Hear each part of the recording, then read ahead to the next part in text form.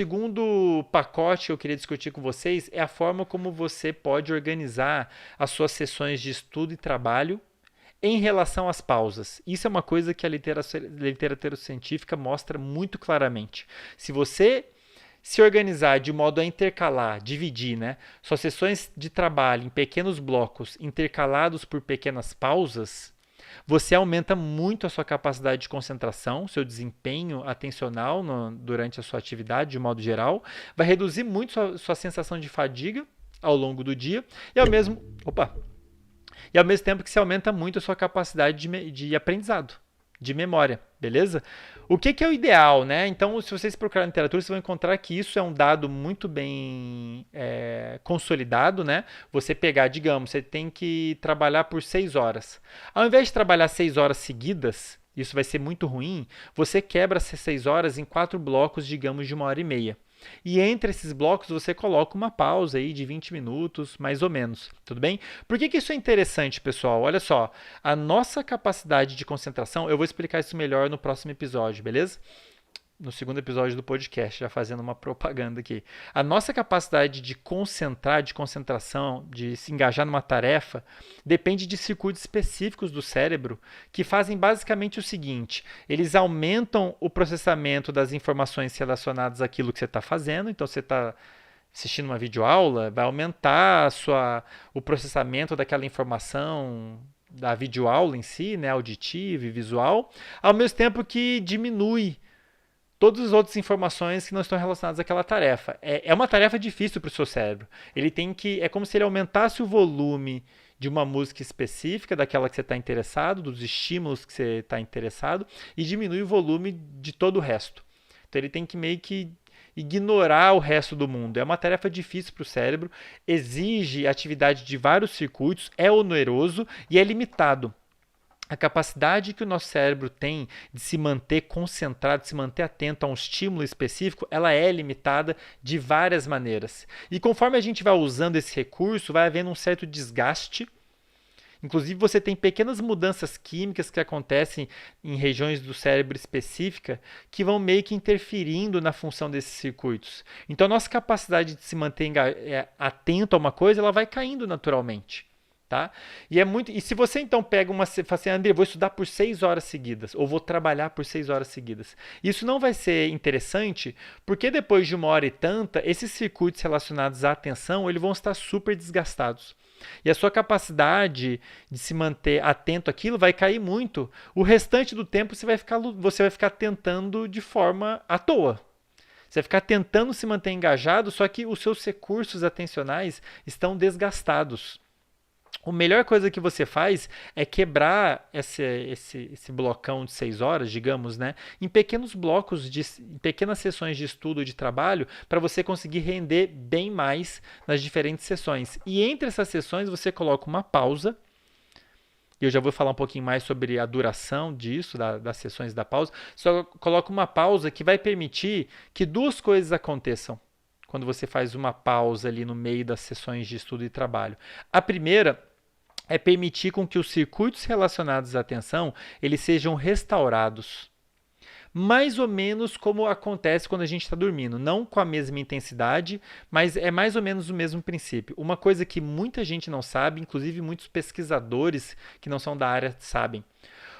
Diferentes áreas do nosso cérebro, áreas isoladas do nosso cérebro, elas podem meio que dormir durante o dia. Uma coisa que a gente chama de sono local. Então, uma área que está sendo superativada, digamos uma área relacionada à atenção, que está sendo superativada, com o tempo você tem um certo desgaste, começa a acumular umas substâncias químicas ali, por exemplo, aquela tal adenosina, que começa a interferir na função daquela área e dos circuitos, e a pessoa começa a ter problema, né, de se manter atento. Uma coisa que todo mundo já percebeu, você começa a ficar fadigado, né? Se você para de usar essa área, dá uma pausa para dar um descanso para ela naturalmente entra, o padrão de atividade dela muda de uma maneira que parece com o que acontece quando a gente está dormindo. É como se aquela área sozinha, isolada no cérebro, ela desse uma dormidinha. É o que a gente chama de sono local, é um tópico que está sendo super discutido na literatura, super interessante. A gente tem mais o que descobrir sobre esse processo, mas a gente já sabe que ele acontece. Então, é como se aquela área desse uma dormidinha sozinha, né? Mudasse o padrão e você meio que por meio desse processo, inclusive, você restaura a capacidade dessa área e dos circuitos no qual elas estão envolvidos de operar em alta performance normalmente, ou melhorar a performance dela, né? Então a gente precisa intercalar o período no qual a gente está usando uma área com períodos de pausa que permitam ela se restaurar, especialmente quando a gente fala desses circuitos do cérebro relacionados à atenção. Como eu disse, quanto mais a gente usa ele, mais a gente desgasta.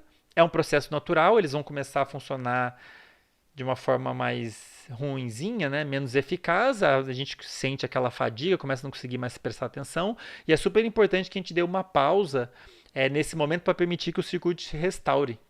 Tudo bem?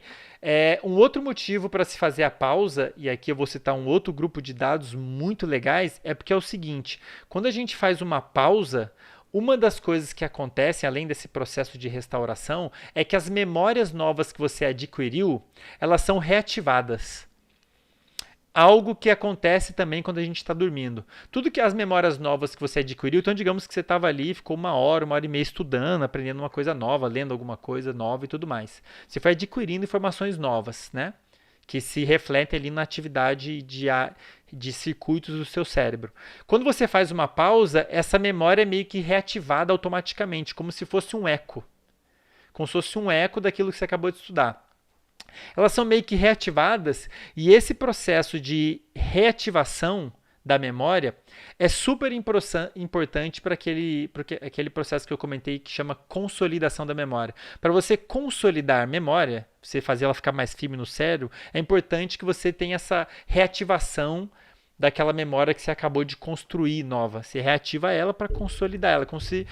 É como se fosse o seu cérebro meio que repetindo uma coisa para conseguir lembrar melhor depois. E isso acontece especialmente nesses momentos que a gente está desengajado, né? No caso, fazendo uma pausa.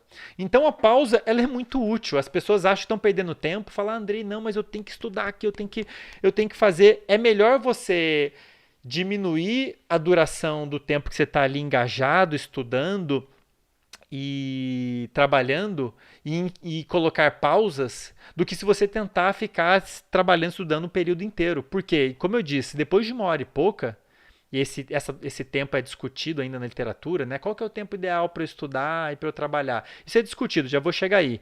Mas é melhor se você tentar estudar, trabalhar uma sessão inteira de 6 horas, depois de uma hora e pouca, seus circuitos relacionados à atenção já era.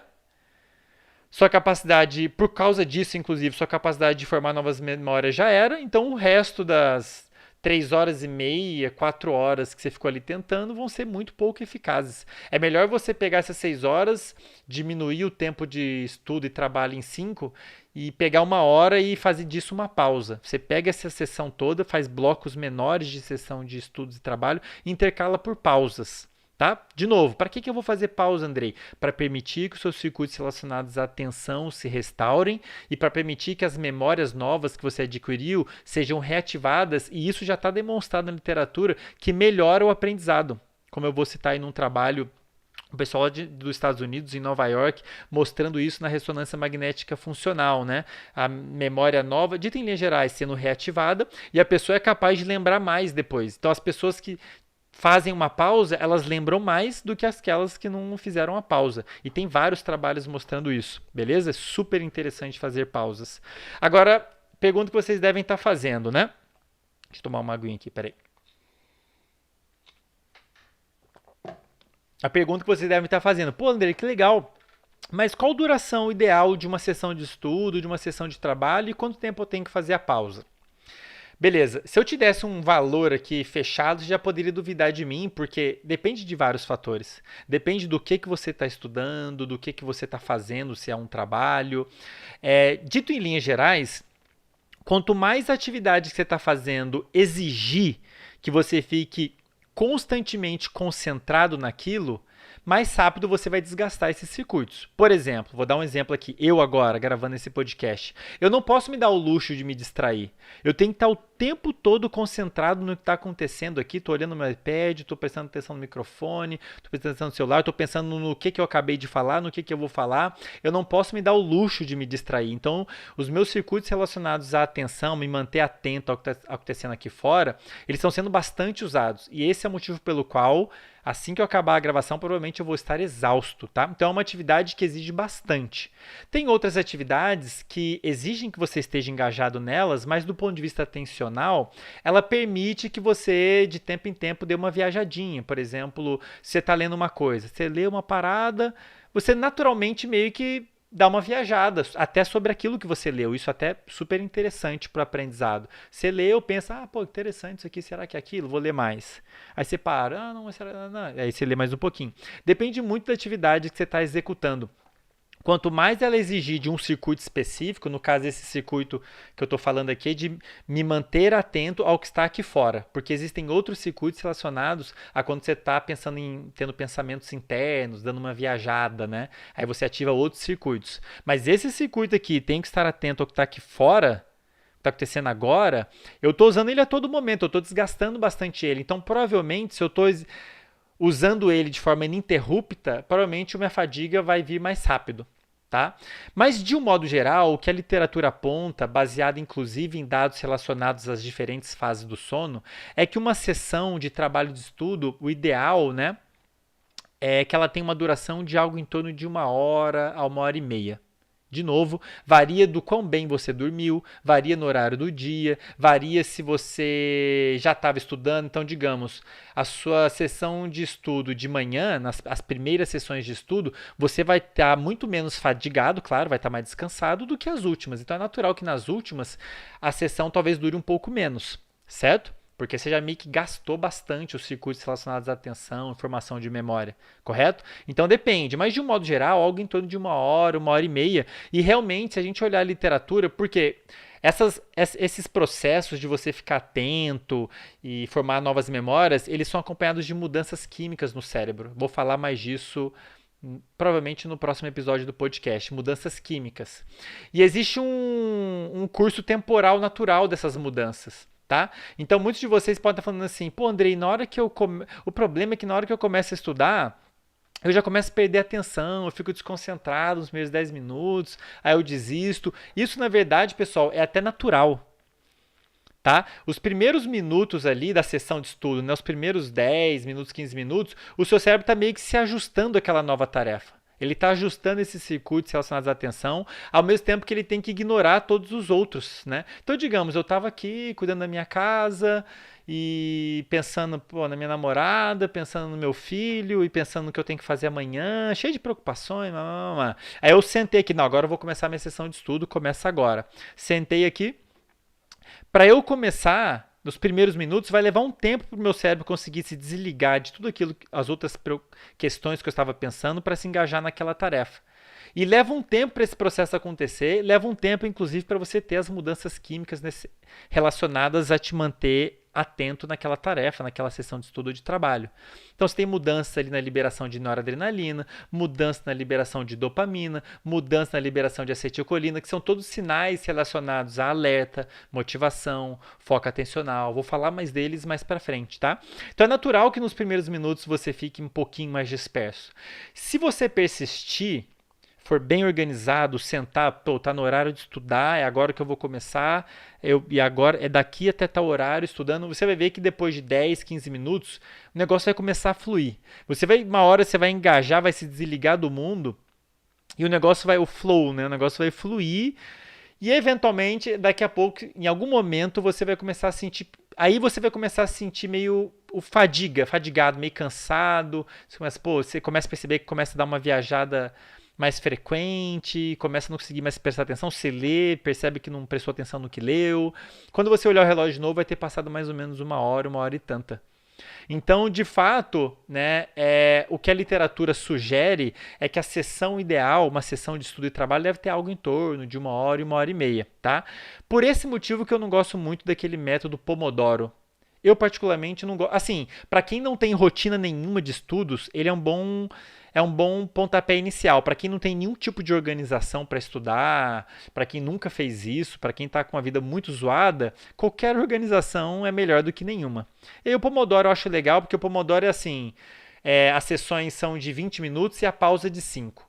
Por que eu não gosto desse método, particularmente?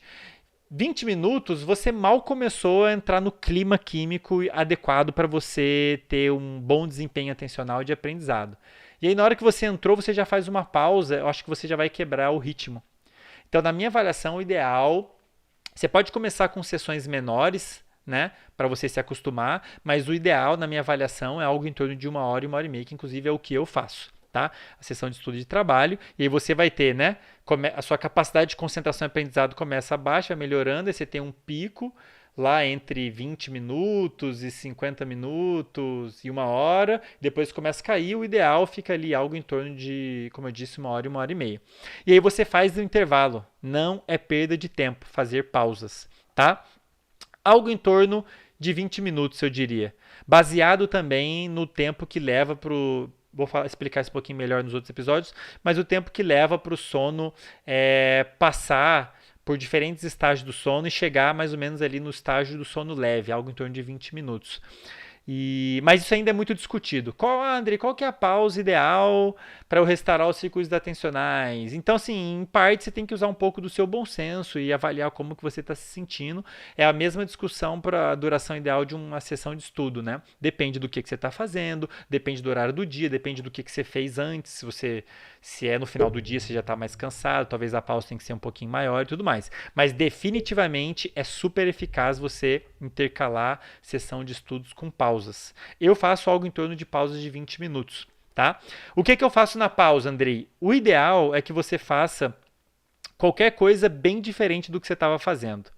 Então, se você, durante a sua sessão de trabalho e estudo, estava muito focado visualmente, você precisava ter foco visual, prestar atenção visualmente, estava lendo, vendo uma videoaula ou escrevendo, o ideal é que você faça qualquer coisa que desonere os seus circuitos relacionados a foco visual. Vai ouvir uma música, vai brincar com um pet, algo que te permita dispersar. O ideal, o que é o ideal mesmo? Sim, a pausa ideal é você deitar, fechar os olhos e relaxar o máximo que você puder. Se você puder meditar, porque quando a gente faz isso, o padrão de atividade do nosso cérebro muda bastante. O simples fato de você fechar o olho muda o padrão de atividade do seu cérebro, boa parte do cérebro. Se você fechar o olho e ainda usar alguma técnica de relaxamento do corpo, como é o caso de muitas técnicas de meditação e por aí vai, ou simplesmente fechar e tentar relaxar, isso muda muito o padrão de atividade do seu cérebro e isso é super interessante para os dois processos que eu comentei lá dos benefícios da pausa, para restaurar os circuitos que estavam desgastados e para você reativar memórias e ajudar no processo de consolidação. O ideal da pausa é isso, você deitar e fechar o olho e relaxar, talvez meditar e tudo mais. Mas é claro que do ponto de vista prático, nem sempre você vai poder fazer isso, ou não quer fazer, né? Mas tente fazer alguma coisa bem diferente do ponto de vista atencional, em especial, diferente do que você estava fazendo. Você estava prestando atenção visualmente, tenta não prestar atenção em nada, especialmente usando a visão. Vai lavar a louça. O que eu faço, por exemplo, gente, para vocês terem uma ideia? A minha primeira sessão de estudo e trabalho, quem me segue aí no Instagram já sabe, ela começa por volta de 6h30. Eu acordo umas 6, o meu sono é super regulado, eu durmo bem todo dia.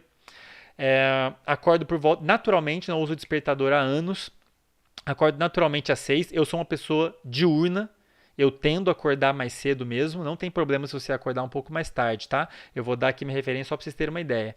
Eu acordo às 6, minha primeira sessão de estudo começa às 6h30.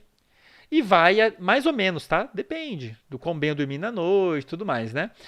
E vai até aproximadamente 8 horas. Então, de 6h30 às 8 eu tô lendo, tô estudando alguma coisa, tô respondendo e-mail eventualmente. Quando dá 8 horas, eu faço a minha primeira pausa. E o que eu faço na primeira pausa? Eu vou tomar café da manhã. É uma excelente maneira de eu otimizar o meu tempo. É isso que eu quero dizer com vocês. Pô, Andrei, o que eu faço com o meu dia? Tenta otimizar o seu dia, usando essas informações que eu estou dando para vocês hoje. Então, no meu caso, eu acordo bem, eu acordo desperto. Se você acorda muito letárgico, uma das coisas que você pode fazer, que eu já comentei, é fazer alguma atividade física lá fora. Dar uma caminhadinha, uma corridinha de 15, 20 minutos. Você vai voltar outra pessoa, mais desperto, mais bem-humorado, já vai ter se exposto à luz e provavelmente vai estar muito mais preparado para começar o seu dia. Tá? Mas, enfim, aí vai de cada um, né? Como aplicar essas coisas. 8 horas eu faço minha primeira pausa, vou tomar café, e dananã, tananã. E aí quando é 8h20, 8h30 até, eu vou para minha segunda sessão. E aí, mais 1h30, outro intervalo. Depois, minha terceira sessão, outra 1h30. E aí, no terceiro intervalo, o que eu vou fazer? Vou para academia, depois vou almoçar e depois eu faço uma coisa que é o terceiro pacotinho que eu quero sugerir para vocês hoje. Então, de novo, repetindo, se exponha à luz natural o máximo que você puder, porque isso vai ajudar muito, vai afetar circuitos do cérebro relacionados à emoção, atenção, memória e vai ajudar você a regular o seu reloginho, a dormir bem, vai ajudar muito. Luz natural, especialmente de noite. Evite café muito tarde, tome café, pode tomar, não tem problema nenhum, ajuda, eu tomo, mas evite tomar café tarde. Divida seu trabalho, estudo em sessões, em blocos de 1h, 1h30, com pausas de aproximadamente 20 minutos a 30 minutos, depende. E tente colocar suas tarefas domésticas nas pausas, por exemplo, para otimizar o seu tempo. As coisas que você tem que fazer, se for possível, né, gente? Eu entendo que talvez não seja possível. E, finalmente, a terceira coisa que eu queria sugerir, que é o que eu faço diariamente, é depois do almoço, na parte da tarde, aquele horário que muita gente sente sono, tire uma soneca. Tem vários trabalhos mostrando benefícios do sono, inclusive desse soninho que você pode tirar na parte da tarde. Ponto 1, pessoal. Sentir sono de tarde é normal. O quanto você vai sentir de sono depende de vários fatores também. O quão bem você dormiu na noite anterior é um deles. Outro, depende, geralmente a gente sente sono depois do almoço. Depende muito do horário que você almoçou, do que você almoçou e da quantidade do que você comeu. Dependendo do tipo de comida que você comeu, se é rica em carboidrato ou não, da quantidade que você comeu, você vai sentir mais ou menos sono. Dito em linhas gerais, quanto mais carboidrato e quanto mais quantidade for, mais sono você tende a sentir, tá? Mas o buraco é um pouquinho mais embaixo. De qualquer forma, é natural a gente sentir sono depois. O sono nada mais é do que o seu corpo falando, cara, dorme. E a melhor coisa que você faz é ouvir, porque se ele está te falando para dormir é porque você tem que dormir. Entendam que o sono é igual sentir sede. É o seu corpo te sinalizando que alguma coisa precisa acontecer. No caso, sede é beber água, o sono é dormir. Beleza? Para vocês que têm possibilidade de fazer isso, que eu entendo, tem gente que trabalha, fala, Andrei, não dá. Eu trabalho, não vou baixar a cabeça que meu trabalho, não tem como, não posso. Infelizmente, existem pressões sociais que impedem a gente de fazer coisas que na verdade seriam saudáveis. Entre elas, dormir de tarde. E durante o sono, como eu já falei, o seu cérebro muda, o padrão de atividade dele muda, vários processos acontecem e você vai ter nessa soneca os mesmos benefícios que você tem lá com as pausas, só que mais intensos. Tá? Então você vai ter memórias sendo reativadas, que vai ajudar você a consolidar aquilo que você estudou na parte da manhã, e você vai ter uma restauração uma restauração mais intensa dos circuitos relacionados à atenção. Eu gosto de tirar a soneca de tarde porque isso aumenta muito o meu desempenho na parte da tarde e no início da noite, que daí é quando eu paro de fazer tudo, né? Começo a me preparar para desligar, para dormir depois. Mas melhora muito o meu desempenho na parte da tarde, a sonequinha da tarde, e tem vários trabalhos mostrando que a memória aumenta. Pessoas que tiram uma soneca de tarde, elas vão lembrar mais na parte, depois que você for perguntar a elas, de tarde ou no dia seguinte, do que as pessoas que não tiraram a soneca. Porque, como eu disse, boa parte da consolidação da memória acontece nesses momentos que você está relaxando, que você está fazendo a pausa, que você está dormindo em especial. Então, a sonequinha da tarde é maravilhosa para restaurar os circuitos da atenção e ajudar no processo de formação e consolidação de memória. Tudo bem? Então, tire a sonequinha da tarde. Se alguém reclamar com vocês, as pessoas acham que dormir é perda de tempo, né? Eu vejo muita gente falando isso. Que é perda de tempo, vão te taxar de preguiçoso. Fala assim, colega, amiguinho, isso aqui é a sonequinha estratégica. E se a pessoa continuar te enchendo, fala para falar comigo ou para olhar aqui, ouvir esse episódio e olhar as referências, porque realmente tem muitas referências científicas mostrando os benefícios da soneca, de você dormir um pouquinho.